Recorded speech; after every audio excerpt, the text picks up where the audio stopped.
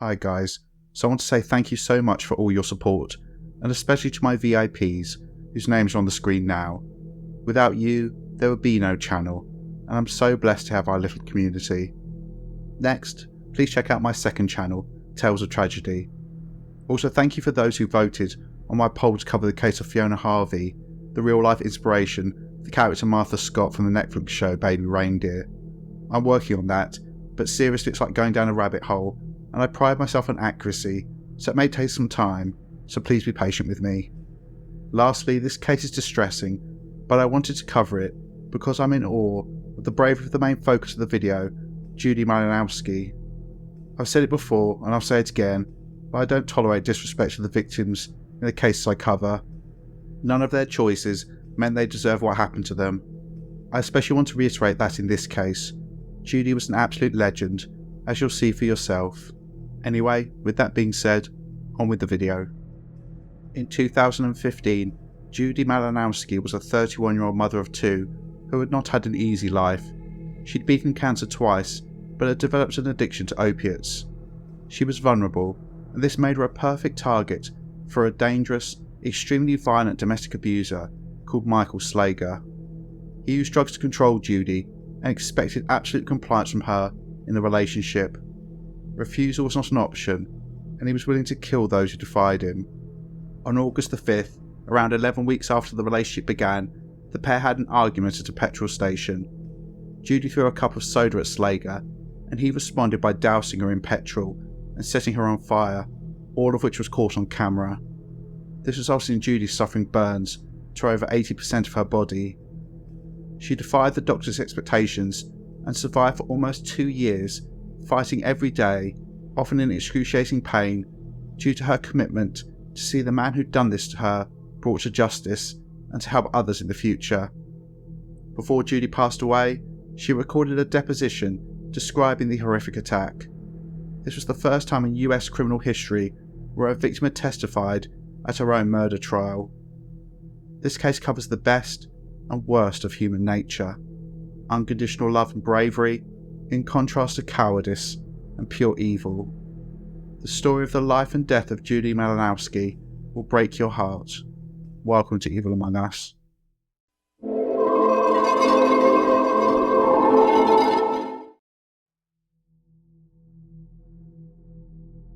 Judith Ann Hensel Malinowski, known as Judy, was born on the 26th of August 1983 in Columbus, the capital of Ohio, a state in the American Midwest. She was the daughter of Bonnie Bowes and Thomas Joseph Hensel. Judy had a difficult start in life. Her father Thomas died when she was just 13 years old, but she didn't let the grief consume her, and bolstered by her religious beliefs, she was able to move forward with her life. After the loss, she became even closer to her mother, with the pair being best friends. She also adored her brother Patrick and her sister Danielle. Judy attended New Albany High School, where she was popular and well liked, and in 2001 she graduated, being crowned homecoming queen and Miss New Albany. Judy then went to Ohio State University. She was an exceptional woman, and a description of her I found online reads, quote, "One of Judy's many gifts on earth was her ability to love all people unconditionally, without judgment. Judy's passion and love for people made all those who knew her feel special." As a teenager, Judy also volunteered at a local care home in the Alzheimer's unit. Judy got married and had 2 daughters, Kaylin and Madison. However, her perfect life was soon shattered. In late 2004, Judy was diagnosed with ovarian cancer. She had chemotherapy and went into remission, but the cancer returned, and Judy eventually had to have a total hysterectomy in 2010 when she was just 27 years old. A total hysterectomy involves the removal of both the womb and the cervix. This meant that Judy would not be able to have any more children. She must have been devastated. Unfortunately, there were complications during the operation which left Judy in constant pain. She became a victim of the opioid crisis in the United States, and dangerous addictive drugs, specifically OxyContin and Percocet, were thrown at her. Judy quickly became addicted, and when her medical insurance expired, she began to withdraw and the pain returned, and so she turned to the streets to get her fix, and she became addicted to heroin. Unfortunately, this led to a deterioration in Judy's life. Her marriage came to an end as she lost herself in her drug addiction. Judy's addiction to opiates began to affect all aspects of her life. Her physical health deteriorated, and she was unable to look after her children. However, the most profound effect was on her mental health. Judy went from being a happy young woman with a whole life ahead of her to a suicidal shell of her former self. She later stated, quote, I felt like I was hurting Kaylin by being there, and that she was better off without me. My mum's health and stress would be better off without me. I just felt like I was scum. Judy's mother Bonnie and her sister Danielle were integral to supporting Judy through one of the darkest times of her life.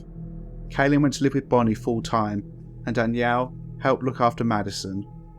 Judy entered Parkside Rehabilitation Centre and got herself clean. By early 2015, she was healthy and had her children back and was starting to rebuild her life. Danielle later said that she was happy because she now had her sister back. Unfortunately, Judy was unaware that an extremely dangerous predator who considered women his property to use and abuse at will was watching her and planning how to exploit her fragility in order to control her. This coward's name was Michael Slager, and just a few months after beginning a relationship with Judy, he was set on fire in broad daylight, causing some of the most horrific injuries I've ever seen.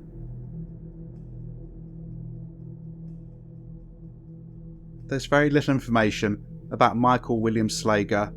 What I have been able to find out is that this piece of shit spawned onto this planet on the 27th of June 1975. There's no information about Slager's upbringing, only what he became as an adult, a monster, a career criminal. By the time he began a relationship with Judy Malinowski in 2015, Slager was 39 years old and has spent most of his adult life in prison, although he'd apparently found time to father 3 children.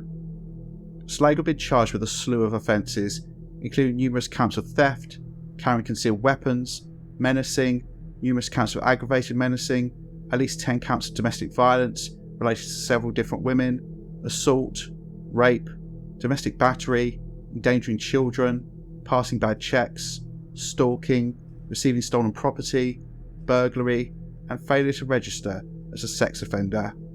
I've looked as hard as I can, but I've only been able to find basic information about Slager's criminal history. One thing I did find were indicates that he had a habit of pleading no contest to offences, so acknowledging that the state had enough evidence to convict him, but not actually admitting his guilt, and also that he negotiated plea deals, but after being sent to prison, he would appeal to try and get his sentence reduced. His criminal record shows several things. Firstly, that he posed an extreme danger to women. He would rape, beat and abuse them. He would also stalk them, no doubt to show them that whatever they wanted, he would always be in their lives. The menacing offences, so essentially placing someone in fear of violence, were no doubt him controlling these women, threatening that he would end their lives if they didn't get back together with him or they didn't do exactly what he said. However, looking at his offending history more broadly, he had numerous convictions for theft and burglary, etc. This shows me that he thought the world was there simply for him. Women were there to abuse, other people's property was there for him to take. Each time he came out of prison, it was a green light to get whatever he wanted. Fuck everyone else. When he eventually ended up back in cuffs, no bother. He would plead the charges down, plead no contest, so he wouldn't have to actually admit his guilt, and then appeal to get time off his sentence. The man had no ability to take responsibility for his actions. He would never admit fault for anything he did. He was also inevitably a weak man. Despite his 6'2" stature and the fact he was covered in tattoos, inevitably to make himself look intimidating, he was a pathetic coward. Decent men, real men, do not beat and rape women. How Slager forced his way into Judy's life clearly shows his tactics, how he operated. He was like a shark, searching for a victim. Judy actually knew Slager, although it's unclear how well. He knew her ex-husband, and they were friends on social media. No doubt he kept an eye on her posts, watching her struggles in life, seeing her physical appearance deteriorate due to drug addiction. The pair lived close to each other, and I have no doubt he was asking around about her. Was she clean? Was she still on heroin? Waiting for his opportunity to strike. He would have also known that she was a single mother with 2 children. In April 2015, he saw his opportunity when Judy began uploading pictures of herself showing her trying to put her life back together. She was vulnerable, a recovering drug addict, and he began to message her online. The pair met up, and by the beginning of May, began a whirlwind relationship. On the 16th of May 2015, Slager wrote the following message on his profile page on Facebook, quote, "Baby, I love you, and hope we can have a long life together." We'll return to this type of statement later, but if someone is telling you they love you within weeks of the relationship starting, alarm bells should be ringing. In some cases, this is innocuous, but it's often a sign of someone who's dependent on intimate relationships and needs to progress them as quickly as possible. This is so that you see them as the most important person in your life, will pay them all your attention and do whatever they say. Changing the word love to own in Slager's comment would actually be a more accurate statement about the way he saw his relationship with Judy. What makes his comment so disgusting is the fact that while Slager talked about a life together with Judy, just 11 weeks later, he would try to take her life by dousing her in petrol and setting her on fire. The evil of Michael Slager and the horror of this case is not just what eventually happened to Judy, but also the speed with which he began to control her, the tactics he used, and the fact that these echo the behaviour of so many domestic abusers who will do anything to control those they claim to love.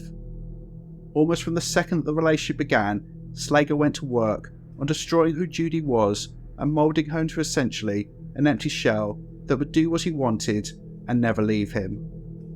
She was no longer his love, the woman he wanted to spend the rest of his life with. She was a bitch and a whore. He would send vile text messages threatening the woman he supposedly loved.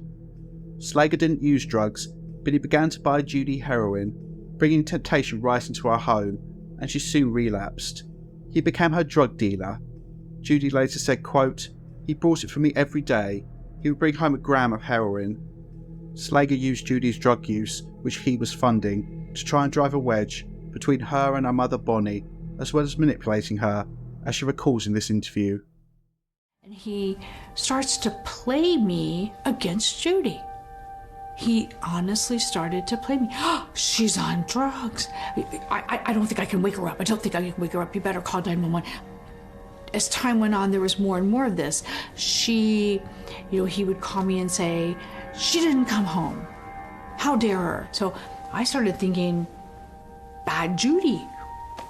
Okay, Michael, I'll give you $60, pay the water bill, having no idea that I was in this web.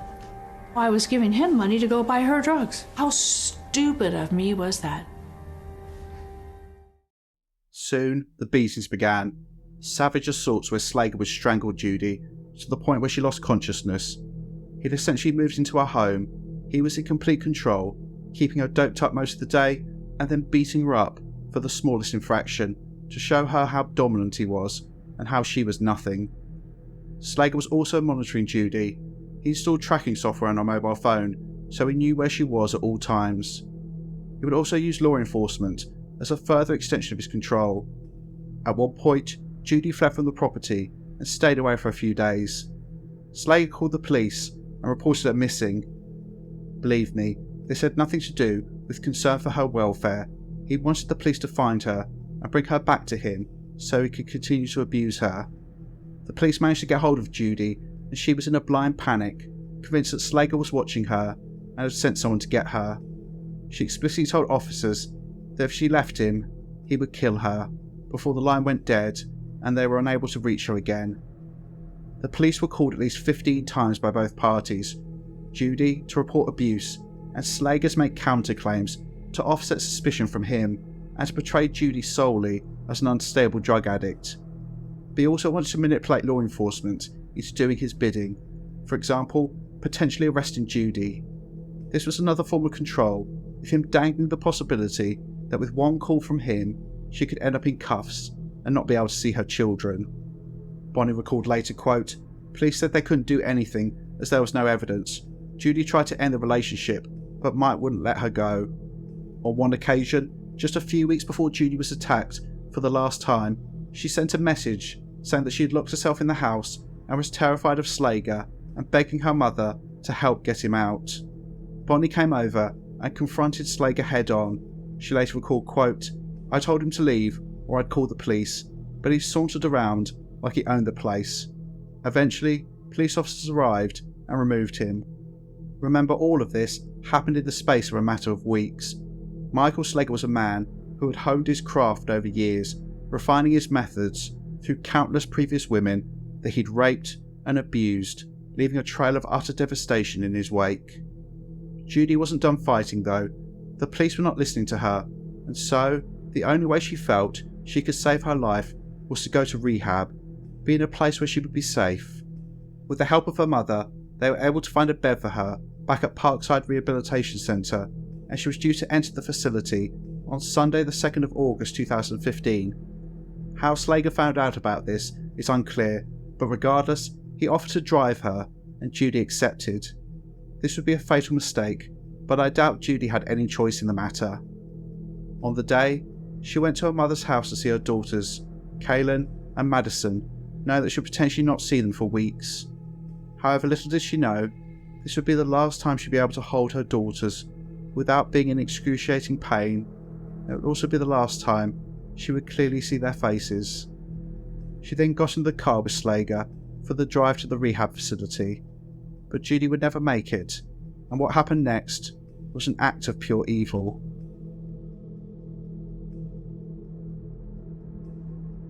What happened next needs to be put into context. There's a conclusion that Bonnie later reached, and which is echoed in only one article I've read, which makes the reason why Michael Slager committed this horrific crime easier to understand. But it also makes this whole situation even more terrifying when you realise there are indicators that harming Judy, or potentially killing her, was his aim all along. The conclusion stems from the fact that it seems strange that a man as possessive as Michael Slager, who has spent every hour of every day controlling Judy, including getting her hooked on drugs, would suddenly do a 180 and go, "Okay, you're right, you need rehab. Here, let me drive you," and then drop you off, maybe not see you for weeks, leave you in an environment where you may start talking, telling people about the beatings, telling them about the threats, the fact that I was the reason you relapsed. That doesn't sound very likely, does it? The conclusion reached by Bonnie was that Judy would have never made it to rehab, and I think she's spot on. I believe Slager was absolutely fuming, murderously angry when he found out that Judy was going to rehab. This would have been a sign of her utter defiance, her trying to pull away from him. He offered to drive her to the rehab, but there was never any intention of taking her there. I think he had a plan, possibly to beat Judy, or potentially kill her. This might explain why he had canisters of petrol in his vehicle. He was so angry that I think anything that Judy said or did would likely have set him off and led to the calm facade that he was desperately trying to present so that she would go with him slipping, leading to an explosion of violence, and this would occur at the Speedway petrol station at 376 Agla Road in Gahanna. Just before 5 p.m. on Sunday the 2nd of August 2015, the pair were arguing when they pulled up to the Speedway. Later, Judy couldn't recall exactly what they were fighting about, but she said that Slager went into the store to buy cigarettes, and she then got out of the truck and walked around to the back of the store. A few minutes later, Slager, who had clearly begun driving around looking for Judy, spotted her and pulled up alongside where she was standing. Him arriving and what happened next was all caught on an ATM camera across the street. He got out of the truck and the argument began again, with Slager verbally abusing Judy. This went on for around 5 or 10 minutes. Judy became frustrated and threw a styrofoam cup containing soda that she was holding at Slager. His response was immediate. He rushed back to the truck, got a petrol container out, and CCTV footage shows him pouring it over Judy. She was crying and begging for him to stop for around 30 seconds. During this time, Slager just stood there, looking at Judy, listening to her pleading. He then approached her, took out his lighter, and lit her on fire. Slager then stood and watched the woman he claimed to love burning right in front of him. This attack happened in broad daylight, and emergency services soon received multiple calls from horrified members of the public who had seen what happened. Somebody is on fire? We've already got a call. The fire department's on the way. Can you tell me who did this? Like, there's a guy that's out there who's standing out there still. He's in a boiler black truck. He has tattoos all over him. He's still here. what did he do? What, like gasoline? What did he do? This girl was sitting in the grass, and he got out, and he threw something. All of a sudden, she was on fire. The police are there? I think the police are here. Okay. At this point, Slager suddenly realised there were witnesses, and he pretended to be Judy's saviour. He grabbed a fire extinguisher and put out the fire he'd started. Paramedics, firefighters and police descended on the scene. They found a horrific scene. Judy was still alive, but almost unrecognisable as a human being, given the extent of her burns. Slager was also injured, receiving burns when he set the fire, and they were both taken to Ohio State University's Wexner Medical Center. Judy's burns were extensive. She had third and fourth degree burns over 80% of her body. A nurse who treated her said, quote, "In the burn world, we have an equation for mortality, which is based on the patient's age and percent burn. And in Judy's case, she was 31 at the time of the burn, I believe, and approximately 80+% burnt, so that made her like 110% mortality. Essentially, it was a miracle that Judy was still alive, and she would inevitably die within a few hours. However, she hung on, but the damage to her body was extensive. She lost her hair, as well as skin all over her body. Her fingers on one hand had to be amputated. She lost her ears and lost most of her sight. Judy's family were informed there had been an incident, and they rushed to the hospital. Can you imagine what her mother, sister, brother, how her children must have felt when they first saw Judy in a hospital bed? But also imagine the horror that Judy felt when, after being in a coma for 8 months, she woke up and saw what Michael Slager had done to her. Going back to the hours after the incident, police quickly recovered the footage from the ATM and watched a man douse a woman in petrol and set her on fire. They rushed to the hospital, and this is past their interaction with Slager. Hey, talk to you about what happened. Okay. So what, am I under arrest or something? Right now, yeah, you are under arrest. What am I being charged with? You're going to be charged with felonious assault and aggravated arson. Okay. Let me just be direct with you too, Mike, okay? Where it happened at, there's an ATM right there. Okay.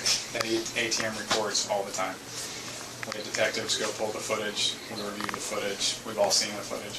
We know exactly what happened. Okay. So we saw exactly what happened. We saw you pour gasoline over top of her head. She stumbles to the ground. You lean over and light her on fire. We saw what happened. We know what happened. That's not the way it looks, so I'll just wait and talk to my attorney then. If it's not the way it looks, I'd love to hear what more there is to it. Well, because right now, Mike, it looks like you poured gasoline on her and you set her on fire. If there's more to the story, I need to know that. We care about the truth, the entire truth of the whole situation. we were arguing. She threw pop on my face, and then we was going back and forth with it. And then she come in and spit in my face, and I said, "Oh, we're here. You want to ruin my stuff up?" Because that's how I took it. I said, "Here, boom, I'm gonna ruin your clothes." It wasn't to start her on fire or nothing. You know what I mean? It was just to ruin her clothes. Right. Yeah. Basically, you've ruined my stuff. I'm gonna ruin your stuff. So she didn't stumble. She just sat down. She was sitting down, and then she said, "Well, I was getting ready to leave." And she's like, "Well," because I was just gonna say, "Fuck it," leave. Yeah, take off. And she was like, "Well, don't leave. Can you bring me a cigarette and stuff?" And she was getting ready to change clothes because she's got extra clothes. Mm-hmm. And she was like, I didn't think I got, there was that, realized it was going to be that. Sure. So I walked over to give her a light. That was it. And then she just. And when she went up, I couldn't believe it. I just didn't think that it was going to be like that. Right. It's not the way it looks. Seriously, you can see this fucknut's 2 brain cells knocking about his empty skull, trying to figure out a way to explain what he'd done, and this is what he came up with. We argued, my response was to cover in petrol, and then I gave this woman, who was covered in a flammable liquid, a lighter. Oh, such an accident. I'm sure, like most of you, I would have given the detective a cheer if he'd slapped this prick. Michael Slager was charged with felonious assault, aggravated arson and possession of criminal tools. In December 2016, 18 months after the attack, Slager was in court where he negotiated a deal where he would plead no contest to all the charges in exchange for a lighter sentence. For setting Judy Malinowski on fire, Slager was sentenced to just 11 years in prison. Judy was devastated by the outcome. She wanted to testify. She wanted Slager to admit his guilt, to see what he'd done to her, to hear her voice. She wanted him to get a decent sentence. This heartbreaking clip shows her devastation. I can't. It's not fair. Honey, sometimes there are. Daddy needs me, Mom. I need her. Both your girls need you, and I need you, but sometimes there are no answers, Judy. I can't help myself. I don't mean to break down. I'm sorry. I'm trying so hard to stay strong, but it's just so hard. It's so hard when he just isn't even remorseful for anything. Oh my gosh.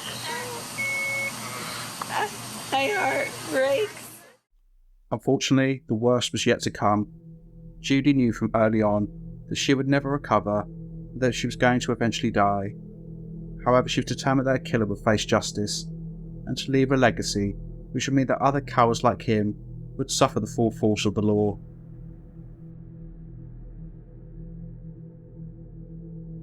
This is the most important section of this video, as it focuses on the bravery of a young woman who, despite being in excruciating pain, kept fighting. Over the last 18 months of her life, Judy had 59 operations just to keep her alive. She had repeated infections, her lungs collapsed, and fluid had to be regularly drained from her chest. This was hell on earth, which Judy had to experience each and every day.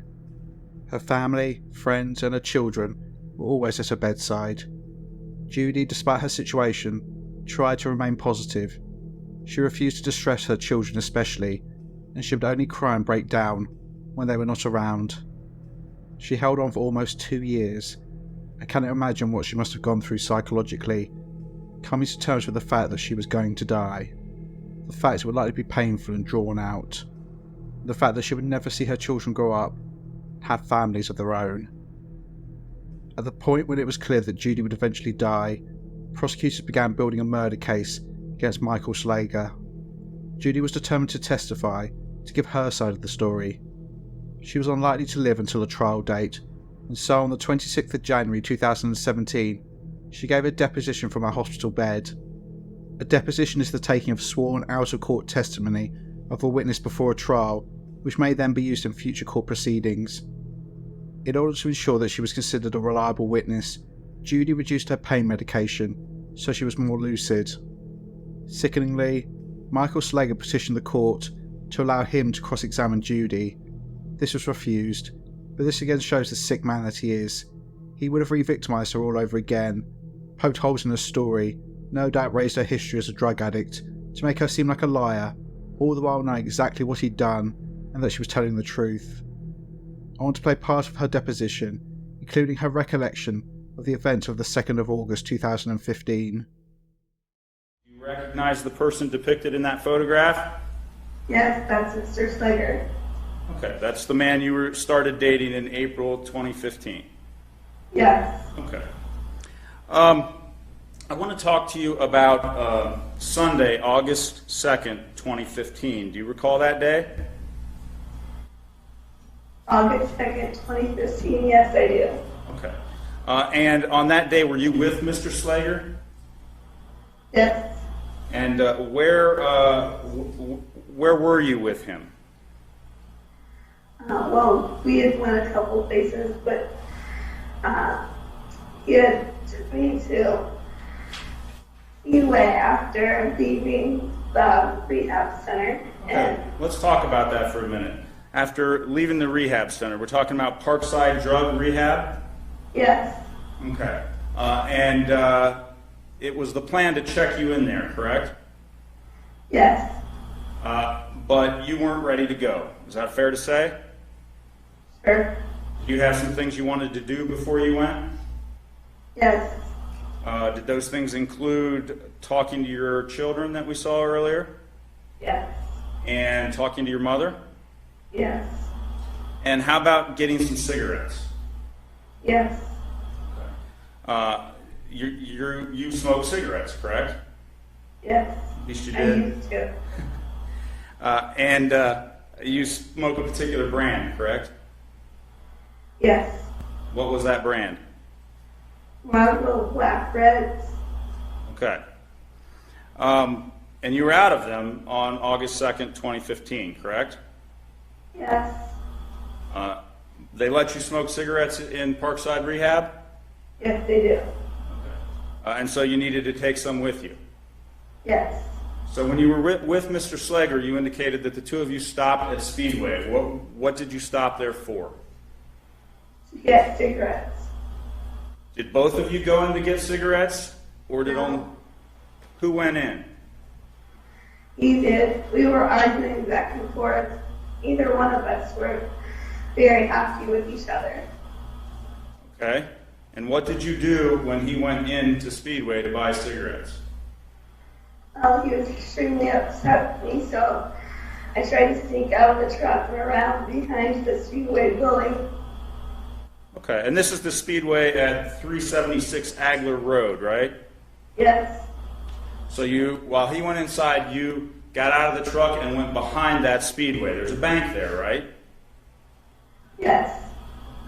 And what happened as you stood behind that Speedway?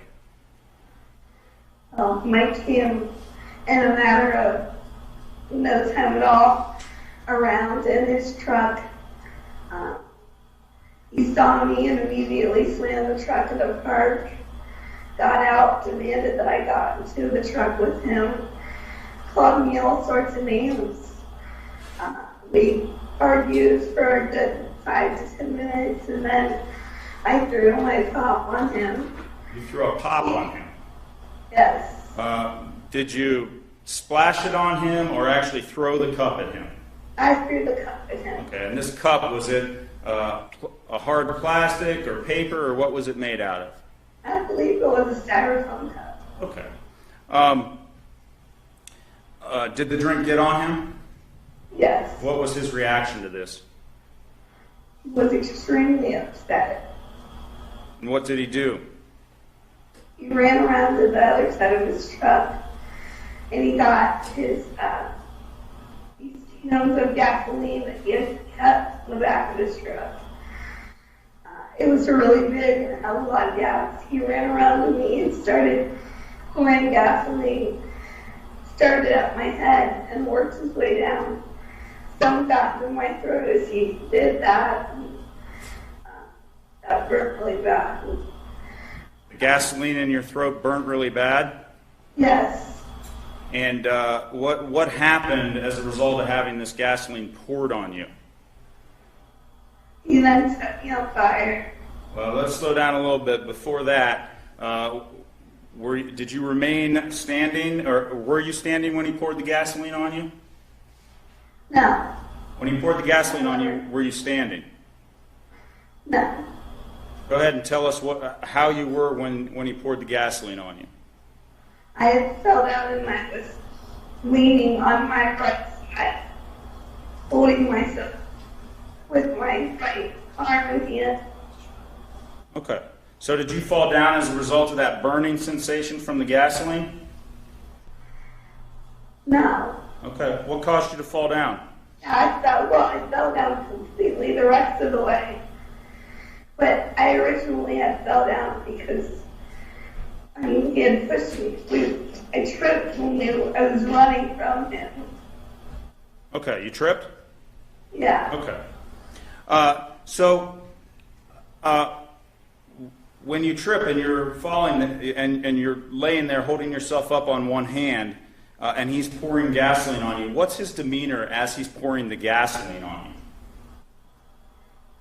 Evil, just completely evil. He's not He's not responding to any of my cries for help. He won't tell me why. He just is like, you want to throw something on somebody, you want to throw crap on me, see what I'll do to you, bitch, and how do you like this, and just all sorts of vulgar names. Okay. So Judy, was this a joking demeanor? You poured something on me, I'm going to pour something on you, ha ha, isn't this funny? No, it was an evil demeanor. Okay. And after he poured the gasoline on you, what happens next? He backed away from me for about 30 seconds, and I kept telling him to please help me and stop, and I'll get the truck, I'll go with you. You know, why would you do this? And I looked at him, and he pulled a lighter out of his pocket, and he started walking towards me, and I just remember crying and begging for help, and he let me on fire, and the look in his eyes went back, literally, after I was set on fire, and he backed away. His eyes just turned black as I screamed for his help. Okay. And he did nothing. Okay. So this entire time you're asking for help, but did you make up with him in any way during these 30 seconds between him pouring gasoline on you and pulling out the lighter and setting you on fire? No. And did you at any time produce a cigarette and ask for a light? No. Okay. As a matter of fact, did you have any cigarettes on you? No. Okay. Before we get into that being lit on fire, I want you to look at State's Exhibit D28.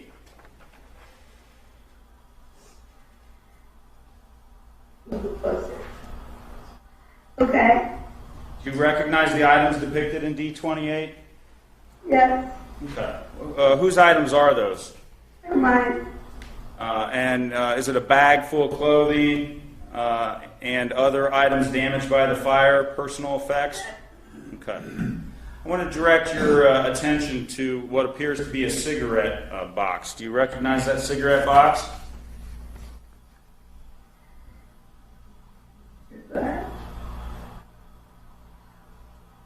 Cigarette. Yes. Okay. On the right side of the picture? Yes. Okay. I'm going to show you D8 as well. Okay? Is that a close-up of that cigarette box? Yes. Marlboro Blacks, right? Yes. Okay. Are there any cigarettes in that box? No. Okay. You didn't have any cigarettes, right? That's why you stopped to buy some. Right. Okay. I want to show you State's Exhibit B28. Okay. Tell me about what State's Exhibit B28 is. An empty cigarette pack with a crack pipe in it. Okay. And whose is that? That is mine. Okay. So the only thing in that cigarette pack is your crack pipe. Fair to That's say? correct. No cigarettes, right? Right. Okay. I'm going to show you State's Exhibit B54.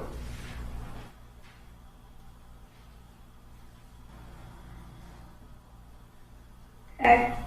This is a cigarette found at the scene. Is that your cigarette? No. Do you have any idea where that cigarette came from? No. Okay. I'm going to show you State's Exhibit D15.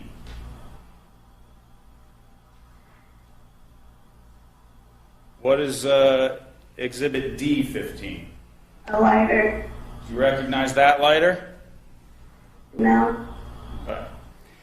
Can you tell me anything about the lighter that you described Michael using? I can't remember the exact. Okay. Don't know what color it was or whether it was a Zippo or a Bic, plastic or metal, anything about it?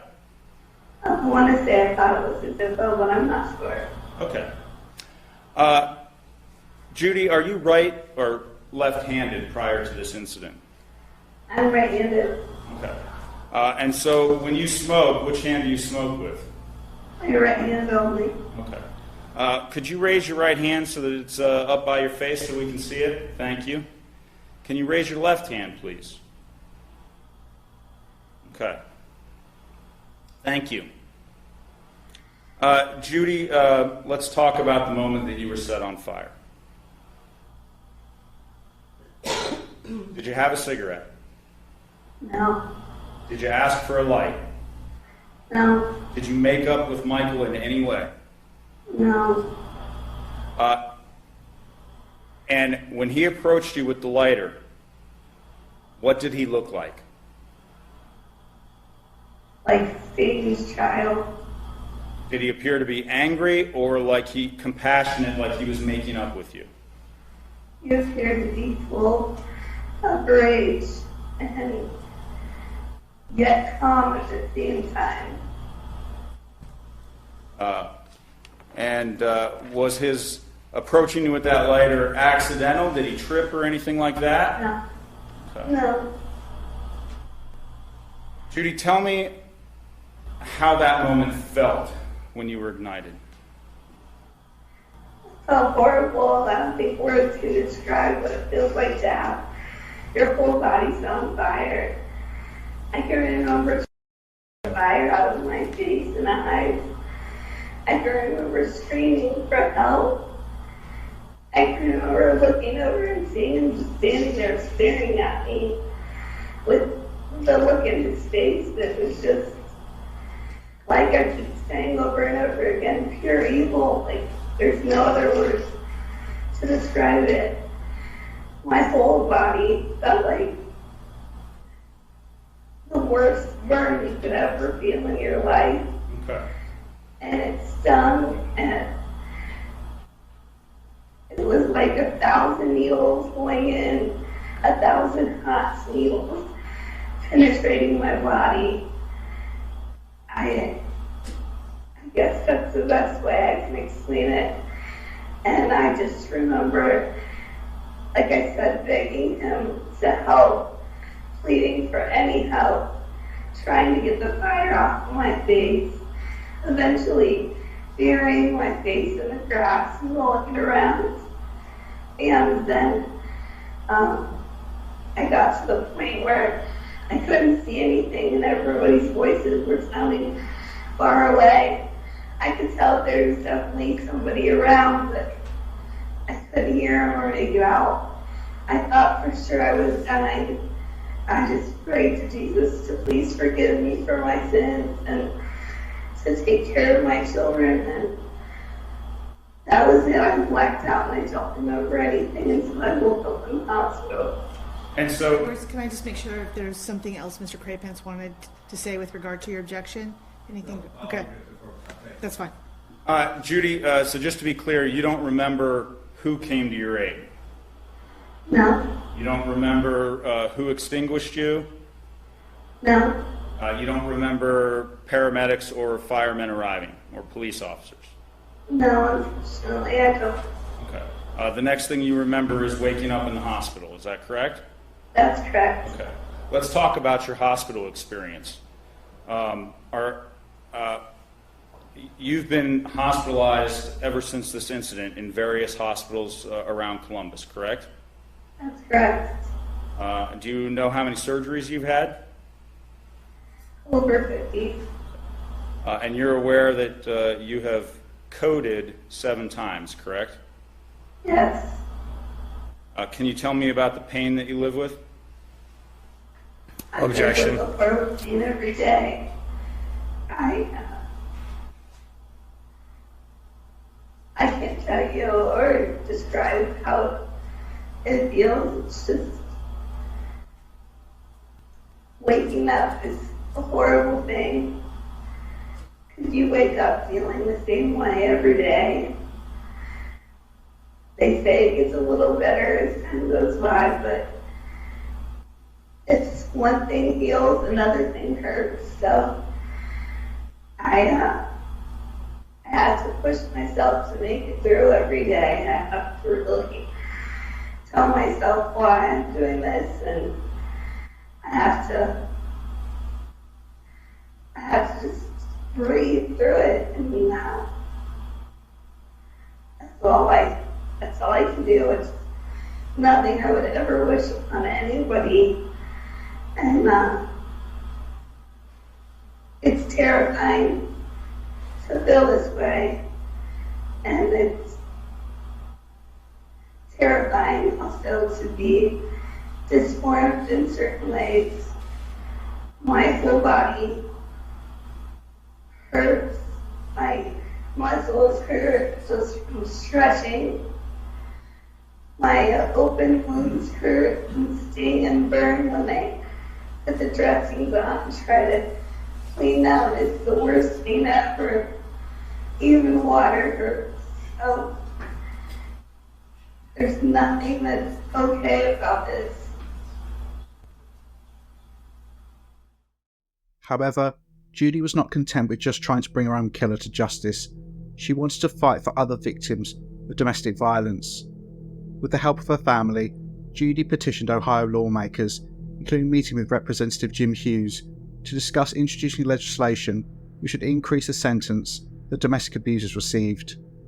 This led to House Bill 63, which has become known as Judy's Law, being proposed, which would allow judges to enhance sentencing by up to 20 years in cases of felonious assault where a victim is permanently maimed or disfigured. This news clip shows Judy's fight for others. Judy's Law would increase the maximum sentence for felonious assault by 5 to 20 years for people who intentionally maim or disfigure someone. The law would not be retroactive, meaning it won't have any impact on her case. Still, Judy continues to fight for other survivors of domestic violence. House Bill 63 should be passed because it destroyed my life, my family's life, my kids' life, everyone around us' life, and the laws of justice are just not there. Doctors say they really have no medical explanation as to how she is still alive, but Judy's mom, Bonnie Bose, says she believes that Judy is fighting to see Judy's Law through to the very end. However, Judy would not live to see the changes that she fought so hard for. Her body was tired. She was tired. In May 2017, Judy was moved to a palliative care unit. All treatment was withdrawn, apart from pain medication, to keep her comfortable. On June the 27th, 2017, after exactly 700 days of fighting, Judy Malinowski passed away, surrounded by her family, surrounded by love. She was just 33 years old. Here Bonnie talks about what I imagine was the worst moments of her life when her daughter, her best friend, her baby, passed away. I said, okay, Judy, I'll hold your hand until Jesus takes the other.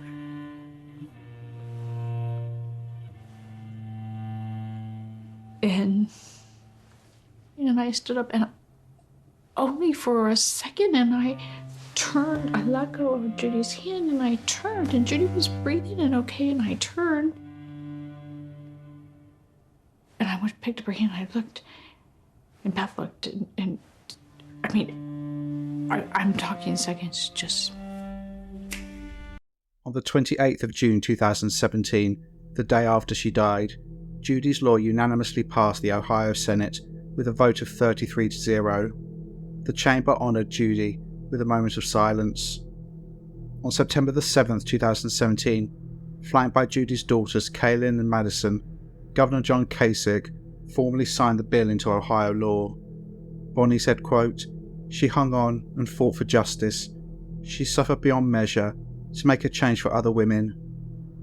This change in law is a lasting legacy to one of the bravest people I've ever covered on this channel. Rest in peace, Judy. May her family find peace. Your story, your fight will never be forgotten."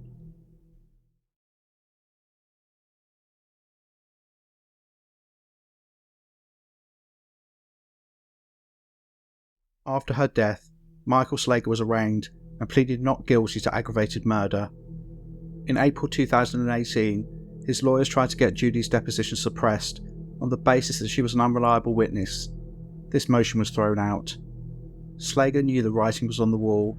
If he went to trial, his history of abuse would be laid bare, the CCTV footage would be shown and the heartbreaking testimony of his murder victim would be played to the court. He knew if he was convicted after trial, he would likely be facing the death penalty. Slager was able to reach a deal to take the death penalty off the table, but part of this involved him having to utter the word guilty, actually taking responsibility for his actions and not hide behind a no contest plea. He accepted, and on the 5th of July 2018, Michael Slager pleaded guilty to the aggravated murder of Judy Malinowski. He was sentenced to life imprisonment without the possibility of parole. Judy didn't want Slager executed. She was not a vengeful person and believed that he could change in prison. This shows her good and kind nature. She's a better person than me. However, I don't believe this evil man will ever change. I found an advert from Slager wanting a pen pal from 2022. I want to read the advert and I'll give you my thoughts afterwards, but I'd be happy to hear yours.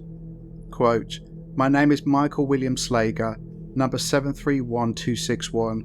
My mailing address is P.O. Box 45699, Lucasville, Ohio, 45699. I'm looking to write to someone that is understanding and not judgmental.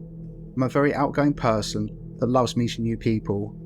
I will keep it 100% honest and ask for the same from you as well.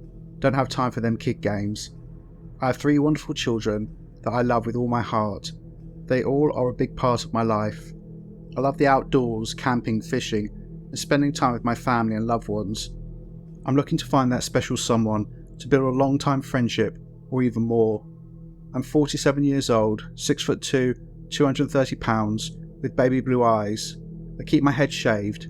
I have lots of tattoos all over my body, back, ribs, both arms, neck, both legs. I'm from Columbia, Ohio. My family lives in Gahanna, a small city within Columbus, Ohio. Right now, I spend a lot of my time making blankets for the homeless. If you like what you hear, write me. Mike." So where to start? This is clearly this monster looking for another victim. He wants someone understanding and not judgmental, i.e. someone who'll believe his bullshit without question. You don't have to be physically in the same location to be abused by a partner. I imagine he's hoping for a vulnerable woman to communicate with him. I imagine they'd be in a quote-unquote relationship within 2 seconds, and then the floodgates of controlling phone calls and letters would start, claims that he had people watching them, etc. This man will be a danger until the day he dies. Because of what he did, he should not be allowed contact with any other woman for the rest of his life, because all he does is use and abuse them. Other observations. You like fishing and the outdoors? Not anymore, bro. He has 3 children who he loves with all of his heart. This man doesn't know the meaning of the word love. He loved his children so much, he spent most of his life in prison, rather than being in their lives, and now will only see them in prison or visiting rooms for the rest of his miserable existence. As for making blankets for the homeless, oh, what a kind man. You know what you can do with those blankets? I'll leave it to my loyal viewers to suggest where he could stick them. Michael Slager is exactly where he deserves to be. I hope he lives a long and miserable life, and eventually dies alone and forgotten. Sorry, I may sound vengeful, but I think that he deserves nothing. No sympathy, no compassion, no forgiveness.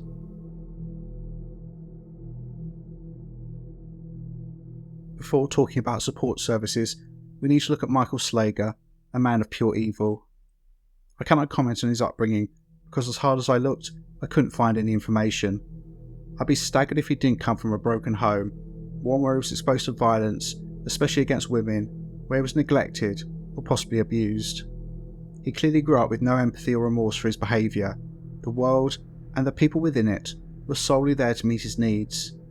He also grew up a deeply insecure and pathetic man, one who could not cope with any form of rejection or being on his own, but he wasn't capable of having an equal relationship. He feared that any woman he allowed to have her own mind and act in any way she chose would see him for what he truly thought of himself, that he was a deeply damaged and pathetic man, and they would leave him. Rather than trusting that someone would see past his issues or working on himself, he decided to destroy the women that he was with, turning them into an empty shell, a robot that would follow his every command without question. And so he worked on ways to control women. By the time he met Judy, he was extremely skilled at this. No doubt he'd abused countless women, refining his methods, not only in terms of controlling them, but also the victims he targeted. He didn't contact Judy arbitrarily. I have no doubt he'd been watching her for weeks, maybe months, seeing her struggles, knowing she was vulnerable. She was a perfect target, and he rode in on his white Charger, saying everything she wanted to hear. He loved her. He wanted to spend his life with her. She wouldn't be alone anymore. His use of drugs to control Judy is particularly callous, and I'd be surprised if he'd not done this to other women. I've come across hundreds of addicts over the years, and drugs are the great leveller. It can turn a millionaire into a pauper, and indeed, I've met people who used to be successful business owners who, when they got into heroin, lost it all. Drugs change people, not just physically but mentally, and once the hook is in, they'll do just about anything to get their next fix. All the while, many addicts are disgusted with themselves. Michael Slager knew this, and rather than seeing it as deeply sad and wanted to help people, he used it to his advantage by getting Judy back on drugs. He could easily control her that way. If she displeased him, he would withhold the heroin, forcing her into withdrawal. If she pleased him, he would give her the drugs. His intention was to make her entirely dependent on him. To reinforce his ultimate control over her, he beat her, strangling her, showing her how easily he could kill her if he chose to. The speed with which he operated is terrifying. It was only 11 weeks from the beginning of the relationship until the date of the incident. As I said earlier in the video, I think the evil of Michael Slager is shown not only by what he did to Judy, but also what he planned to do. He had no intention of dropping her off at the rehab centre, relinquishing his control over her. He'd spent every moment of every day establishing dominance over her. There was no way he would have given that up. He offered to drive her to the facility, to get her into the vehicle, to be in control of where she was, to lure her into a trap. What his ultimate intention was is unclear. I find it curious that he had cans of petrol in his car. Was that his usual behaviour? Had he bought them to use on Judy? I think his intention on the 2nd of August 2015 was to take Judy somewhere and either assault her or potentially kill her for daring to try to escape him. However, he couldn't contain his rage. Along the way, the pair argued. Although Judy couldn't recall what this was about, I think we could take an educated guess. It was likely he accused her of cheating on him, that she was going into the rehab centre, not to get clean, but to sleep with other men, that she was a whore or a bitch. These are the usual topics that these pathetic men will wheel out when they're losing control. Perpetrators can't get their head around the fact that they're being left because of the way they behave. It's always because their partner is cheating on them. They're the perpetual victim, regardless of how they act. They then got to the petrol station, and Judy dared to walk away from Slager and then threw something at him. This was, in his mind, the final indignity, and he sought to punish her for these acts of disrespect, but also for the fact that she was about to leave him, and so he brought forward his plan to harm her and douse her in petrol before setting her alight. He stood there watching, and in that moment, he didn't care there were multiple witnesses. He was solely focused on what he believed he was entitled to, disposing of his property. I mean, what sort of a monster can stand and watch anyone, let alone someone they claim to love, burn right in front of them? The people who witnessed what happened and didn't even know Judy were more distressed than him. He felt no remorse, and likely he felt a sense of pride.